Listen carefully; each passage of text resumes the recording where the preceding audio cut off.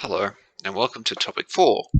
This topic, we're going to be talking about financial vulnerabilities in the cryptocurrency space and how that also affects the overall security. Now, in the regular stock market, there are regulations, but you should always be aware the cryptocurrency space is very unregulated still. So it's important to understand that your wealth that you put into the cryptocurrency space can be financially attacked out of the blue at possibly at any given moment. So I'm just going to throw over some concepts to you to help you think about it, help you understand the ecosystem, so you're better prepared for turbulent times if you choose to pursue any endeavors into the cryptocurrency space. So as usual, and especially with this topic, this isn't financial advice. This is meant to be understanding security within the cryptocurrency space, and it's important that you always do your own research when investing in any sort of cryptocurrency or decentralized finance protocol. So let's start off with a little story about the value of cryptocurrency. Before we talk about why Elon Musk is in a Wario costume on the left here, let's talk a little bit again about fear, uncertainty, and doubt. In the cryptocurrency world, similar to financial markets, you'll always find stock traders, trading off the sentiment of the market. If there's some news, positive news that comes out, the price might rise. If negative news comes out, the price might fall. But, due to regulation, the stock exchange that hosts the stock usually requires that the business release announcements that would cause material changes, and they have to notify all investors at exactly the same time. Otherwise, it's insider trading. Now, of course, in the cryptocurrency space, there is no such regulation. So you're sort of open to these massive possible fluctuations. Now, what's interesting is the words of one individual can spur the price up. So Elon Musk, a couple of weeks before he appeared on SNL, which is Saturday Night Live, an American comedy sketch show, back in 2021, he started saying that he's going to be on Saturday Night Live. He started talking about how he's going to talk to the people on Saturday Night Live about Dogecoin. He's talked about Dogecoin a lot before. In fact, he's apparently known as the Doge Father to some people who hold Dogecoin because he's such a great advocate for it, apparently, allegedly. Now, what happened was, not in this particular sketch, but different sketch, he did name drop Dogecoin, but in the lead up to his appearance, the price of Dogecoin spiked massively, in fact, and then he appeared on Saturday Night Live, and instead of giving a positive rap to Dogecoin, he was asked by his co-anchor actor at a news desk who asked him the question, what's Dogecoin? And he goes, oh, it's just a cryptocurrency. And he asked him, so it's, it sounds like it's just a hustle. And he says, yes, it's just a hustle. It was a funny joke, but this caused Dogecoin to crash heavily after that was said. And it lost a lot of its gains. Now, of course, Elon Musk has said before, cryptocurrency is promising, but it's always good to invest with caution. He said that beforehand, before he appeared. That didn't stop the price from rising. And of course, investing with caution didn't stop anyone from selling it off after he said that it was a hustle on the program. You can read more about it in the references that I've provided below. Now, interestingly, after this appearance, Dogecoin is now being accepted by the Tesla shopfront online as a valid form of payment. A notable example is the Cyber Whistle, which was a limited run product they used to advertise that Dogecoin was now accepted on their platform, and as a result, this ran out pretty quickly, and it was out of stock within a couple of hours, if not days. Interestingly, Elon has also gone on record saying that using SpaceX, he wants to try and land Dogecoin on the moon. So he's going to launch a SpaceX Falcon 9 rocket with equipment from the Geometric Energy Corporation and have lunar lander supplied by Intuitive Machines with the aim of establishing Dogecoin on the moon as a currency for lunar business. So it's going to be the first coin that you're going to be able to trade on the moon. So of course that lunar lander is probably going to have a server or something in it, and it's going to be able to communicate and process the transactions on its proof of work blockchain. Very exciting stuff. I wasn't able to find out much about when that might happen. If in case you're wondering, when that's set to go ahead, the launch itself has been delayed a couple of times. But the whole reason I bring up the story is that what do you think the value of Dogecoin is now that I've told you this positive information that you can use it on their storefront, and it's going to be something that will be on the moon? Well, here's the thing. Dogecoin's price has barely changed. Barely. Let's now just segue into the value of cryptocurrency and talk about Bitcoin once again. Familiar territory. So while trying to determine what makes up the value of a cryptocurrency, I was reading all the literature surrounding Bitcoin. It spans back over the past decade. Previously, it was determined back in 2015 that its fundamental price was zero. Now, that's because apparently the speculative bubble had a dominance over the Bitcoin price. So what they had done is mathematically proved that the fundamental price compared to the bubble price as per the bubble component was negligible, which of course led them to conclude that it was zero because it's very speculative, highly speculative. However, of course, I put an asterisk next to that because that particular paper said half the reason why it shouldn't have any value is because no one's adopted it, and it's not adopted by any governments, it's not being taxed on and whatnot. And of course, if you've been aware of developments in the space, El Salvador and the Central African Republic have adopted it as their cryptocurrency. So there must be a use case for it if these countries have adopted it as valid tender. Now, what's also interesting, and I should mention this, is that it's not impervious to monetary policy shocks. So if there's a federal rate reserve hike or reduction, it'll change accordingly. And I feel more so on the Ethereum side of things, because there are so many tokens out there, like we've previously discussed, that exist on their blockchain. The tokenomics of cryptocurrency possibly plays a role in its value as well. So I've provided a table here that I've ripped from a report that I'll be talking about in the next topic. And as you can see, they've divided the common categories up into 3 different categories. And this sort of understands like what kind of tokenomics could possibly be at play. Now, the issue is that these aren't definitive. No one's really sat down yet and caused huge paper to be written about all the different types of tokens and their values. I have attached a research paper which tries to discuss how you first gain value and keep value with tokenomics. And the whole reason why we're, of course, talking about the importance of the value of a cryptocurrency is that first, this is the financial investment that you need to make, and you would like it to be secure. And you don't want people who hoard a lot of it to be in charge of it.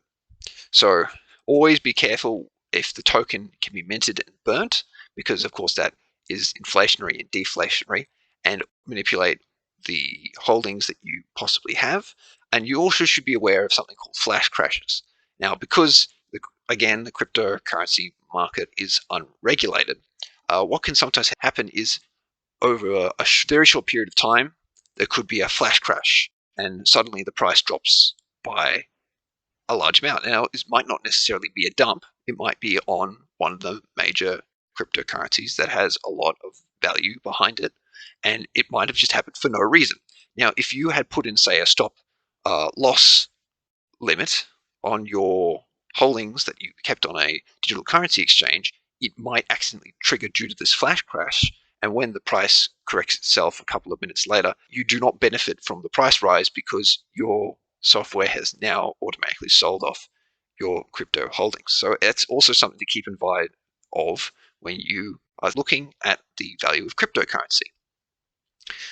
But what happens if you hold a lot of cryptocurrency, what does that do to the market? And I want to demonstrate this by talking about two examples. Firstly, permanent loss. So on digital currency exchanges, you're able to trade a certain amount of assets for other assets, but it's not very wide range. It has to be somewhat regulated. They have to somewhat listed. They've got to do their risk assessments. So you can go to a decentralized exchange, which allows people to just trade crypto assets for other crypto assets without any regulation behind it. Now, in order to do this, users have to allocate two different cryptocurrencies to an automatic market maker pool and become a liquidity provider. So if one person comes along then and they have a pool of two different assets that they can shift one asset to another asset. And the reason why people participate in this is because they get awarded a proportion of the trading fees relative to the pool. Now, this is all well and good. This is it's interesting system, and the fees are possibly less than going to a digital currency exchange and buying it. But you got to watch out for whales, because whales, most importantly, can disrupt liquidity providers through their massive crypto holdings. So, for example, an example of this is the first whale that was ever recorded. It happened in Bitcoin back way back in the past, and what had happened was this whale had so much Bitcoin on them, either they had mined it or they had purchased it, such that they controlled the price for a brief period of time, and so it was fixed at $300. Now, eventually, of course, all the remaining participants who were trading Bitcoin were able to price out this particular whale, and the price resumed being as volatile as it was before. This is just the power that some individuals carry just because they have large holdings. So before allocating amounts to anything like this, you should always consider the trade-off between just holding or providing them to a pool, because you'll suffer something called permanent loss. I've provided a mathematical example to explain why there is a loss involved when you're trading in an automated market maker pool. If you want to read that and sort of understand the mathematical side of it, we're not going to go into it here. Now, let's talk about crypto jacking, because this might be how the whale possibly got their money. It's also entirely possible they got it through very legitimate means. Now, crypto jacking is when you can secretly, well, not secretly, you basically pool. I'll get to the secret part in a second. Crypto jacking is when you pool resources from many computers to mine for coins. This was done through a very popular business that sprang up from this trade called CoinHive. So what happened was you could install CoinHive onto your website, and the consumer could opt in to a mining pool and support the website host. Now, the issue was that website didn't actually have to ask the user to opt in. So it was quite possible that they were just mining a cryptocurrency without any of their knowledge. Now, this is pretty bad because it results in an attack in a sort of different sense, namely your hardware will get constrained because it's being used to computationally compute to get a block reward from a transaction, which can result in you decreasing the expectancy of your hardware. There's also the small matter of it uses a lot of electricity, so your electricity bill may be larger as a result. Now, what ended up happening, of course, is that this business wasn't sustainable. Everyone stole the code.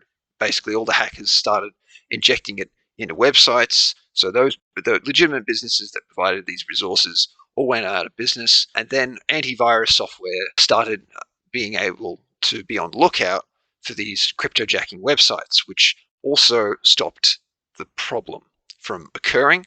So these days, it's more a crypto malware sort of solution instead of a crypto jacking sort of solution.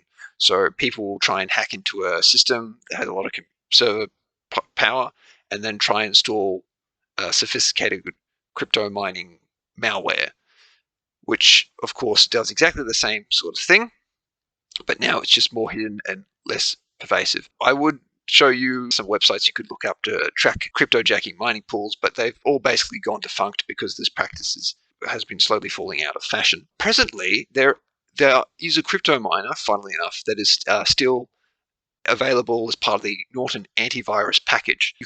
You used to be able to mine both Ethereum and Bitcoin, but now Ethereum's proof of stake, so you can't exactly mine anymore, but they would take a 15% cut of the funds and then deposited into your wallet that they would also provide. When this first came out, there was a lot of confusion surrounding this because it was actually a legitimate business, and of course they asked for your consent to opt in to the process before the mining began. So that's just something I thought was an interesting fact about how cryptojacking has evolved to legitimate mining.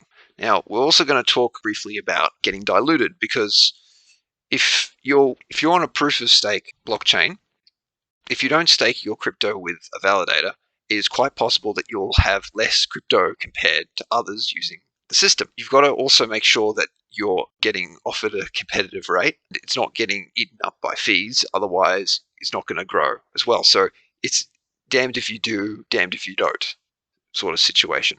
And you also got to watch out for airdrops, because they are possibly another way that you can get potentially diluted. Because if you don't meet the requirements that other users who are also using the same blockchain do, it's possible that your share of a particular token or cryptocurrency might be smaller as a result.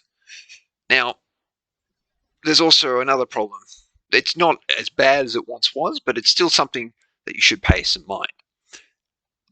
We're going to talk about maximal extractable value. Previously, it was called minor extractable value when Ethereum used to be proof of work. So what this basically is an invisible tax that you would end up having to pay on Ethereum without realizing it.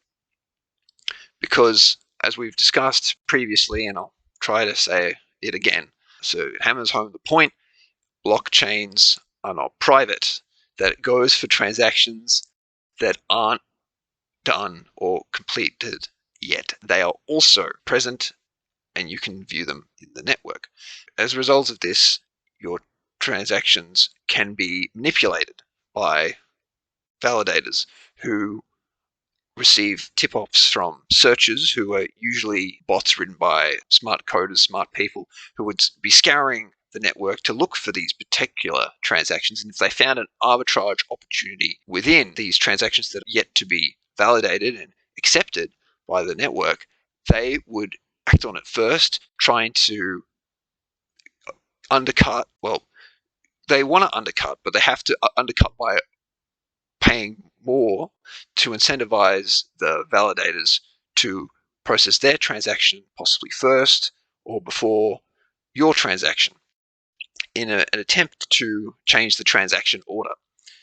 Now, an improvement was made while it was still proof of work to reduce the amount that miners could get by burning and eliminating the gas fee, but that just left the tip you could give the miner. So it's still somewhat prevalent. Now, it's a little less the case now. It's the proof of stake, because they rely more so on MEV boost relays, and they try to, of course, transactions are passed to a separate mempool that then optimizes it and gives the rewards back to everyone who puts their transactions into a particular MEV boost.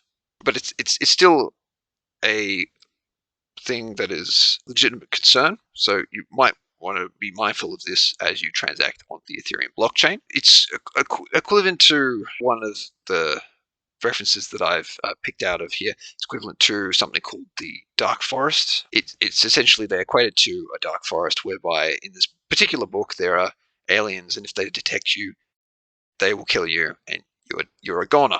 They're similar with the Ethereum network.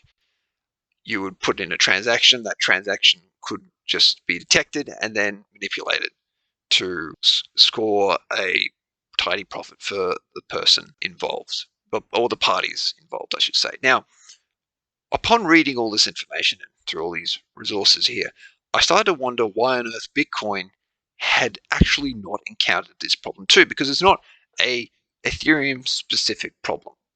All right.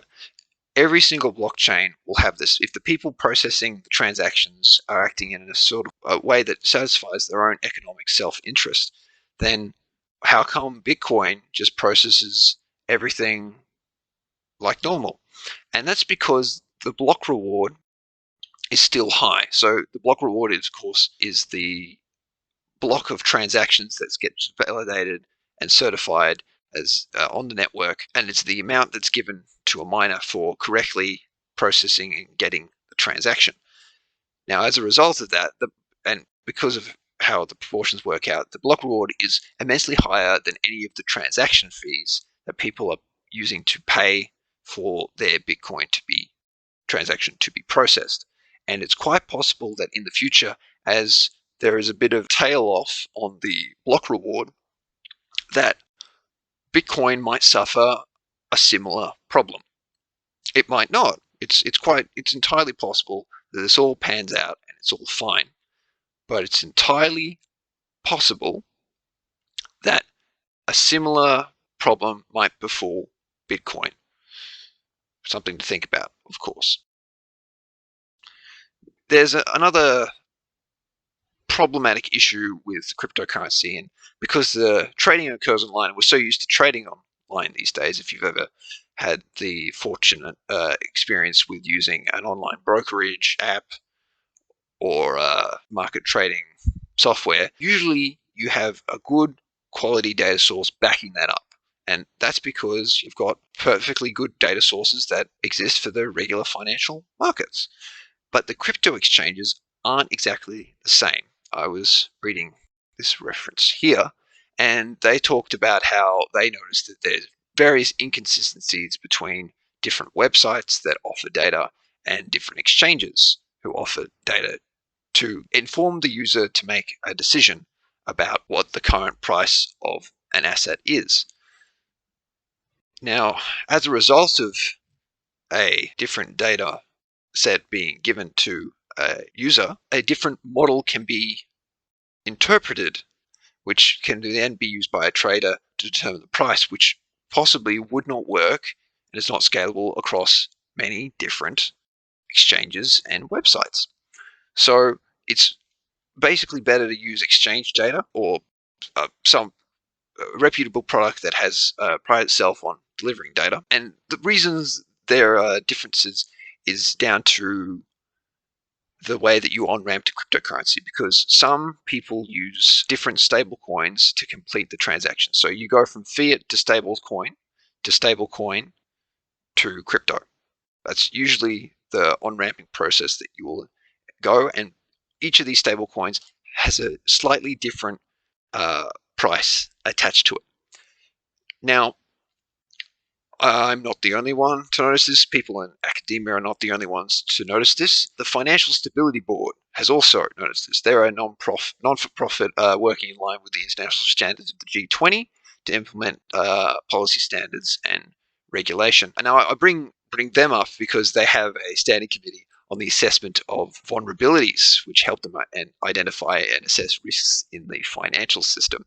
And they have a document, which I have included, which basically talks about how, this one here, there are data gaps across all transmission channels, which can lead to wealth effects, confidence effects. There's exposures across as a result, and it changes the way payments and settlements work. And as a result, they can't make an accurate assessment of the cryptocurrency space. So give that a read if you have time. It's very interesting, but I'm not going to go into detail because I'd just be listing off a whole lot of points. Now, final thing we're going to talk about in this particular presentation is stable coins and if they are actually stable.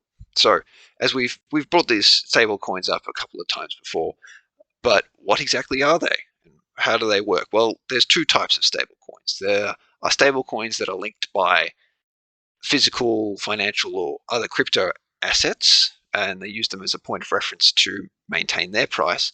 But there's also such stablecoins that are algorithmically based, which means that the value is maintained by a protocol which increases or decreases the supply of stablecoins by responding to changes in demand.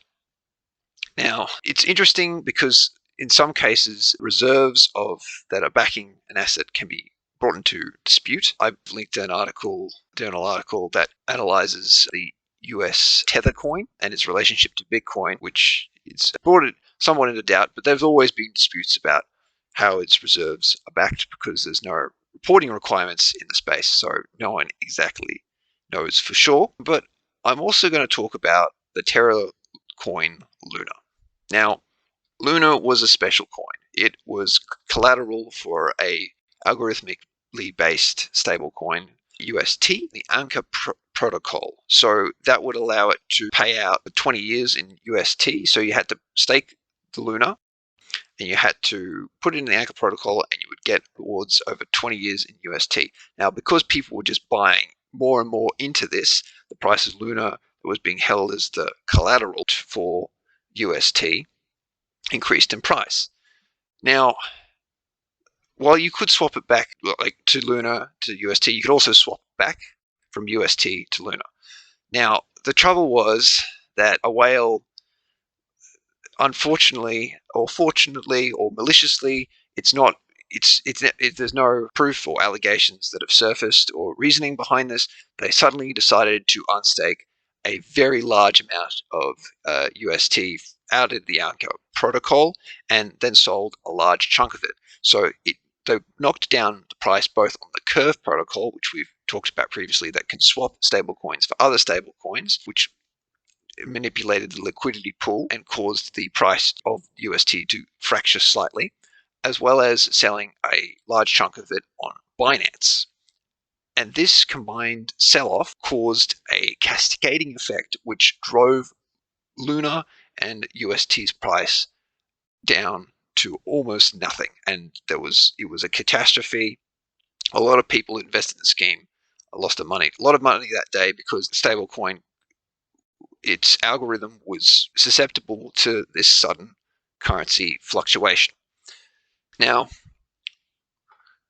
interestingly, the Financial Stability Board has also published a report, The Problematic Emergence of Global Stablecoins. Now, these are super stable coins that transcend multiple boundaries. They're used quite frequently, and of course, like we've already discussed, there are vulnerabilities with liquidity shocks or sudden price fluctuations, and as a result, they could potentially tank the financial system if left unchecked, and they need to be somewhat regulated so the financial markets survive.